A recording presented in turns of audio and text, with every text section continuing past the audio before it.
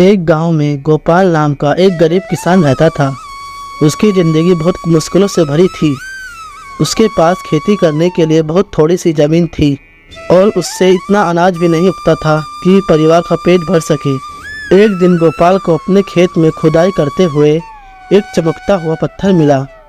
पत्थर बहुत सुंदर और अजीब था।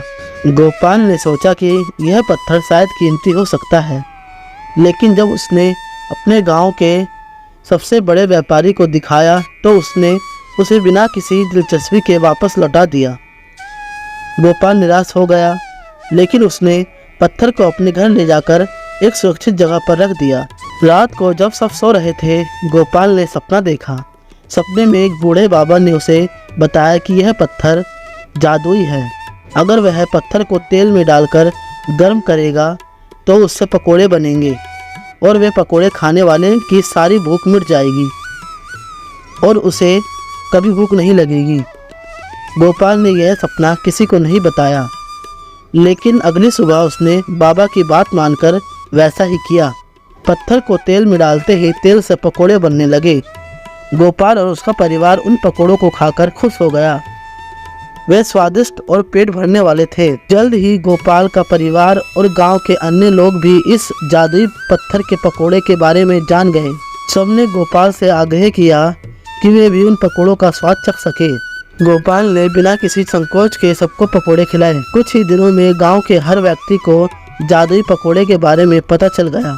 यह खबर दूर दूर तक फैल गई और दूसरे गाँवों के लोग भी गोपाल के पास आने लगे। गोपाल ने हर किसी की मदद की और सबको पकोड़े खिलाए। इस तरह गोपाल के गांव में कभी किसी को भूखा नहीं रहना पड़ा और सभी लोग खुशहाल जीवन बिताने लगे। लेकिन गोपाल को इस बात की चिंता होने लगी कि कहीं यह जादुई पत्थर उसके दुश्मनों के हाथ ना लग जाए।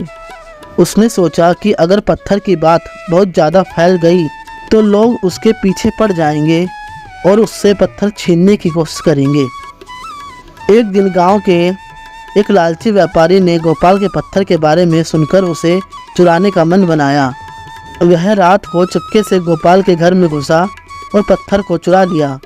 लेकिन जैसे ही उसने पत्थर को छुआ, वह पत्थर अचानक से गायब हो गया। गोपाल और उसका परिवार जब सुबह जागे तो उन्होंने देखा कि पत्थर अपनी जगह पर नहीं है। उन्हें दुख हुआ, लेकिन उन्होंने सोचा कि यह सब शायद भगवान की इच्छा है।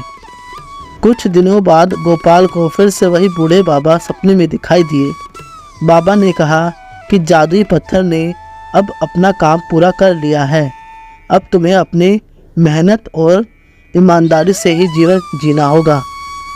बाबा ने यह भी बताया कि असली जादू पत्थर में नहीं, बल्कि तुम्हारी नेक नीयत और लोगों की मदद करने की इच्छा में है।